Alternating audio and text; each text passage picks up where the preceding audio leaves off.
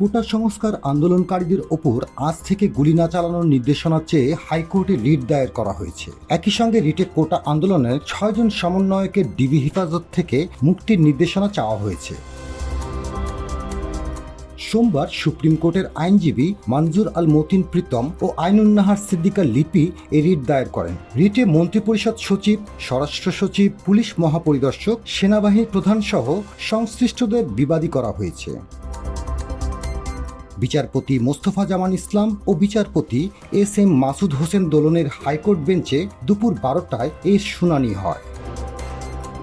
10 দিন আগে সাধারণ শিক্ষার্থীদের কোটা সংস্কার আন্দোলনের সময় সহিংসতা ও বিভিন্ন সরকারি স্থাপনায় অগ্নিসংযোগের ঘটনা ঘটে। এ সময় হেলিকপ্টার দিয়ে উদ্ধার কাজ পরিচালনা করে র্যাব। তবে হেলিকপ্টার থেকে কোনো প্রকার গুলি বা কোনো আগ্নেয়াস্ত্র ব্যবহার করা হয়নি বলে দাবি করেছে সংস্থাটি।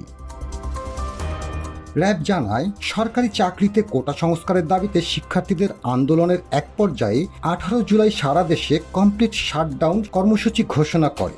শাটডাউনকে কেন্দ্র করে শিক্ষার্থীদের আন্দোলন চলাকালীন কতিপয় দুষ্কৃতিকারী ও স্বার্থান্বেষী মহল রাজধানী সহ দেশের বিভিন্ন স্থানে হামলা, অগ্নিসংযোগ, সংঘর্ষ ও নাশকতার মাধ্যমে ধ্বংসযজ্ঞ চালিয়ে জনমনে আতঙ্ক সৃষ্টি এবং দেশের আইন শৃঙ্খলা পরিস্থিতির অবনতি, সরকারি ও জনগণের সম্পত্তির ক্ষতি সাধন করে রাজনৈতিক স্বার্থ হাসিলের অপচেষ্টা চালায়।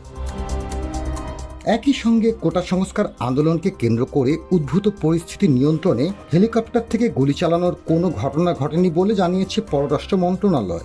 বাংলাদেশের সাম্প্রতিক পরিস্থিতি নিয়ে রোববার রাতে এক বিবৃতিতে এমনটাই দাবি করা হয়।